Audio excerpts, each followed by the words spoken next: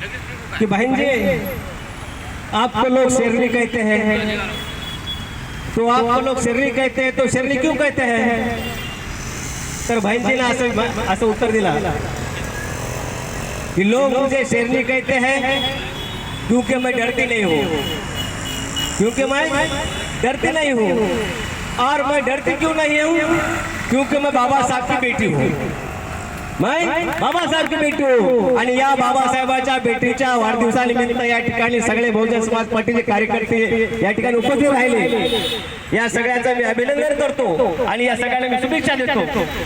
मी जास्त फार बोलणार नाही, मी उशीर आलेला आहे, पण तरी पण काही गोष्टी मी या ठिकाणी आपण सांगण्याचा प्रयत्न करतो की या आपण वाढदिवस जो साजरा करत असतो, बहिणीचा वाढदिवस संबंध देशामध्ये साजरा होतो।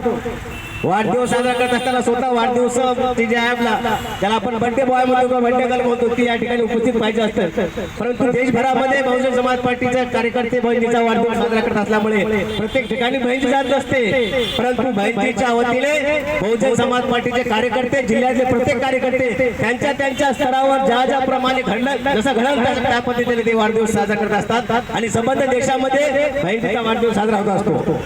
तर वाढदिवस साजरा करत असताना बहिणीला यावर्षी काय केलं किंवा मागच्या वर्षी बहिणीचे काय स्वप्न होते आणि आपण यावर्षी काय कुठपर्यंत पूर्ण झाले असं आपण बघत असतो। पण बहिणीची समीक्षा करायची अवकाश आपल्यामध्ये नाही, बहिणीची समीक्षा करण्याची अवकाश आपल्यामध्ये नाही। मग आपण काय करायचं असतं? तर बहिणीने सांगितलेलं काम, गेल्या वर्षी बहिणीने सांगितलेलं काम होतं या वर्षी कुठपर्यंत झालेलं आहे याच्यावर आपण समीक्षा करायची असते की बहिणीने गेल्या वर्षीचं काम सांगितलं होतं आपल्याला की आम्ही त्या कामामध्ये कुठपर्यंत पोहोचलो आहोत, ते काम आपण त्या पद्धतीने केलं की नाही किंवा त्या कामापर्यंत आपण पोहोचू शकलो की नाही याचं अवलोकन आपण केलं पाहिजे। स्वतः आपण स्वतः या पद्धतीने आपलं स्वतःचं अवलोकन केलं पाहिजे। आणि जर ते काम पूर्ण झालं असेल, काही कारणामुळे पूर्ण झालं नसेल, तर आज आपण शपथ घेतली पाहिजे की बहन जी आपका जो कारवा है किंवा आपका जो सपना है वो सपना हम आज से पूरा करने में दिल और जान से लग जाएंगे अशी शपथ घेतली पाहिजे आपण।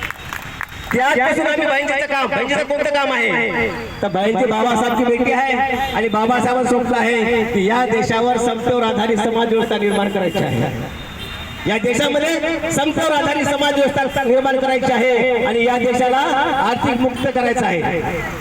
सगळ्यांना आर्थिक मुक्त आणि समतेवर आधारित समाज व्यवस्था निर्माण करायचं स्वप्न बाबासाहेबांनी पाहिलेलं आहे आणि ते स्वप्न बाबासाहेबची बेटी बहन कुमारी मायावतीने पाहिलेलं आहे आणि ते स्वप्न साकार करण्यासाठी ती अहोरात्र झटत आहे। एक महिला जिने आपल्या आयुष्यामध्ये कधीही लग्न केलं नाही, मेरे शरीर के अंदर खून का एक एक कतरा जब तक है मैं बाबा साहब का काम करूंगी अशी ज्या बहिणीने शपथ खाल्लेली आहे त्या शपथेला आपण प्रामाणिकपणे जपून जोपर्यंत आपल्या शरीरामध्ये रक्ताचा थेंब आहे आम्ही बाबासाहेबांचं काम या देशाची शासनकर्ता बनलं पाहिजे यासाठी आपण काम केलं पाहिजे। जे बहिणी काम करत आहेत तेच काम आपल्याला केलं पाहिजे आणि त्या कामासाठी आपण आज शपथ खाल्ली पाहिजे।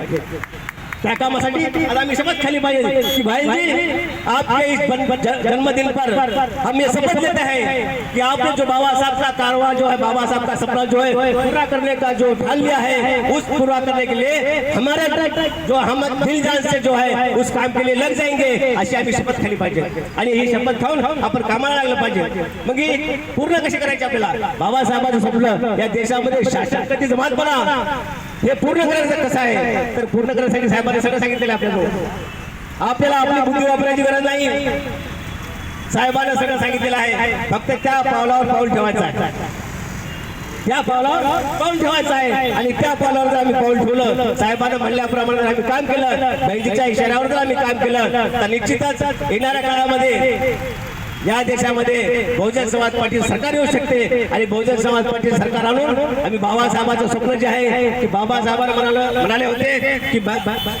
की मला तुमच्यातला पंतप्रधान बघायचा आहे, मला तुमच्यातला पंतप्रधान बघायचा आहे, तर आम्हाला असं म्हणावं लागेल की मला तुमच्यातला पंतप्रधान बहन कुमारी मायावतीला बघायचा आहे, मला तुमच्यातला पंतप्रधान बहन कुमारी मायावतीला बनायचं आहे आणि बहन कुमारी मायावतीला पंतप्रधान बनवण्यासाठी आम्हाला तन मन आणि धनाने काम करायचं आहे, आम्हाला तन मन धनाने काम करायचं आहे। इथे जे बसलेले कार्यकर्ते आहे यांच्याबद्दल खास करून सगळे टाळ्या वाजवायच्या आहेत, कारण इथं बसलेले कार्यकर्ते गर्दी आहे ती गर्दी नाही आहे, हे गर्दी आहे, ही गर्दी नाही आहे आणि म्हणून गर्दी लोक जे करू शकतात ते गर्दी करू शकत नाही आणि म्हणून या गर्दी लोकांच्या जीवावर बहीण कुमारी मायावतीचं बाबासाहेबांचं स्वप्न आम्हाला साकार करायचं आहे आणि बाबासाहेबांचं स्वप्न साकार करण्यासाठी बहीण कुमारी मायावतीचे हत्ती मजबूत करायचं आहे. मी हात म्हणणार नाही, मी अजिबात हात म्हणणार नाही. बाबासाहेबांचा हत्ती होता बहीण कुमारी मायावतीचं स्वप्न, बाबासाहेबांचं स्वप्न साकार करण्यासाठी आम्हाला हत्ती मजबूत करायचं आहे आणि हत्ती मजबूत करण्यासाठी आम्हाला काम करायचं आहे. दिलो जान से काम करना है, तन आणि मन धनाने काम करायचं आहे आणि ते काम करण्यासाठी आम्हाला तयार व्हावं लागणार आहे. आणि आजपासून जर आम्ही कामाला सुरुवात केली, आजपासून जर आम्ही शपथ खाऊन कामाला सुरुवात केली तर येणाऱ्या 5 वर्षांमध्ये लोकसभा आणखी नाही, ते काय झालं नाही, ते काय कुठे पळून झालं नाही, येणारच आहे. येणाऱ्या 5 वर्षांमध्ये आम्ही लोकसभेमध्ये खासदार पाडून बहीण कुमारी मायावतीचं स्वप्न बाबासाहेबांचं स्वप्न साकार करू शकतो. आणि हे खासदार पाडण्यासाठी आम्हाला मी प्रत्येक मीटिंग मध्ये सांगत असतो की आम्ही दर रविवारी प्रशिक्षण शिबिर घेतलंच पाहिजे. Sunday is not mutton day, Sunday हा मटन खाण्याचा दिवस नाही, तर Sunday is a cadre camp day. रविवारी प्रत्येक रविवारी कॅडर कॅम्प झाला पाहिजे, प्रशिक्षण शिबिर झालं पाहिजे आणि दर रविवारी आम्ही प्रशिक्षण शिबिर केलं.